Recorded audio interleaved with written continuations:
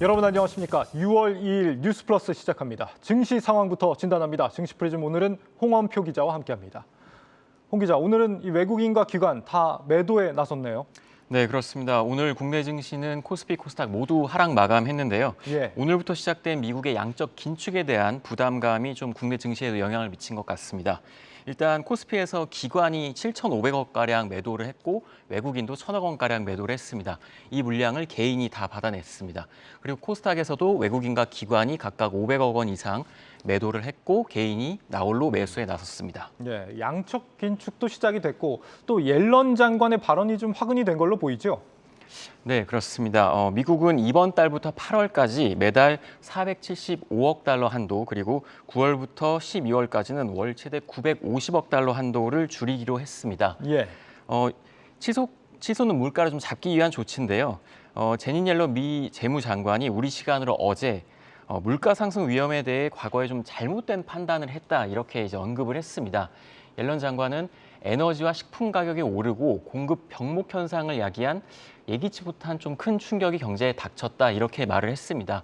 그 예기치 못한 큰 충격은 러시아 전쟁 그리고 중국의 코로나19 봉쇄를 이제 꼽았는데 예. 그러면서 기름값도 여전히 높다면서 추가적인 충격이 올 수 있다, 이렇게 좀 경고를 했습니다. 네, 앞으로의 이 물가 상황을 연준에게 떠넘기는 듯한 발언이 시장 불안을 키운 걸로 보이고 또 어제 나온 이 5월 무역 적자 발표도 요인으로 보입니다. 25년 만에 최대폭 적자라고 합니다. 사실 이 두 가지 상황을 모두 초래하고 있는 게 사실 유가 문제잖아요. 지금 EU가 이 러시아산 원유 그 금수 조치 합의를 하면서 지금 연말에 뭐 150달러, 180달러까지 갈 수도 있다, 이런 얘기까지 나오는데 마침 오늘 밤에 오펙 플러스 회의가 열리죠?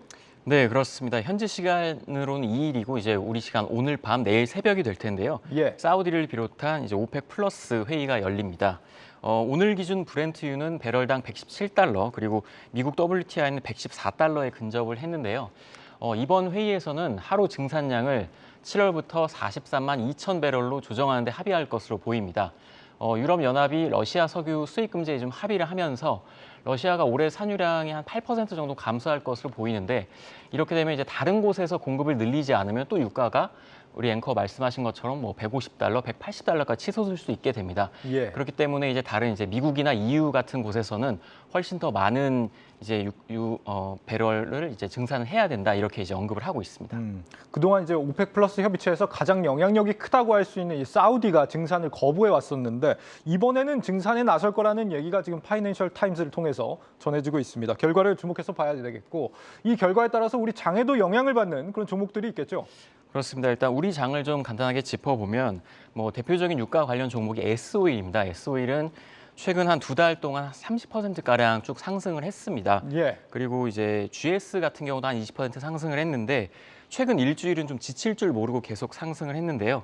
유가 상승에 좀 덩달아서 주가도 같이 오른 것으로 보입니다. 예. 일단 내일 오펙 플러스의 증산 합의 소식이 좀 전해지면 유가가 좀 이제 내려갈 수도 있기 때문에 관련주들을 좀 체크해 보실 필요가 있겠습니다. 네. 다음으로 지금 홍 기자가 들고 온 섹터가 바이오 쪽입니다. 지금 바이오주들 주가가 최근에 일부 개선이 되고 있다고요? 네, 일단 뭐 최근에는 투자자들이 많이 좀 외면하고 있는 종목이 바로 바이오주인데요. 예. 그래도 좀 빅 이벤트를 앞두고는 단기에 좀 급등하는 경향이 있습니다. 오는 3일부터 7일까지 미국에서 임상 종양학회 아스코라고 하는데 이게 이제 열리는데 미국 시카고에서 열리는 암 분야 이제 세계 최대 학술입니다. 예. 매년 4만 명 이상의 이제 의료인들이 참석을 하는데 국내 기업으로는 이제 유한양행이나 HLB, 매드팩토와 같은 기업들이 이제 참가를 합니다. 그래서 이 참여 기업들의 주가 흐름을 보시면 최근 일주일 사이에 좀 꾸준하게 올랐다, 이렇게 보시면 될 것 이 같습니다. 학회에서 특히 좀 주목해봐야 될 기업 어디가 있을까요? 네, 일단 뭐 HLB와 매드팩토를 좀 꼽을 수 있겠는데요. 예. HLB는 이번 학회에서 리보세라닙이라는 약물을 가지고 임상 2상 결과를 이제 발표를 합니다. 좀 다국적 제약사들에게 이제 세일즈를 하기 위한 그런 자리로 보시면 되겠는데 예. 이 파이프라인 그리고 효능에 대해서는 구체적으로 설명할 예정이고요. 매드팩토도 췌장암 병용요법에 대해서 임상 1상 결과를 발표를 합니다. 환자 16명을 대상으로 한 이 병용요법 투여 결과가 좀 좋게 나왔다, 이렇게 좀 초반에 밝힌 바 있는데 주목해 보실 필요가 있겠습니다. 네, 알겠습니다. 내일은 5월 소비자 물가 지수가 발표되는 날이죠. 5%대 물가가 7월까지 이어질 거다. 이창용 한국은행 총재가 이렇게 내다봤는데 이미 언급이 된 만큼 시장에 큰 충격이 없길 바라겠습니다. 증시 프리즘 홍원표 기자였습니다.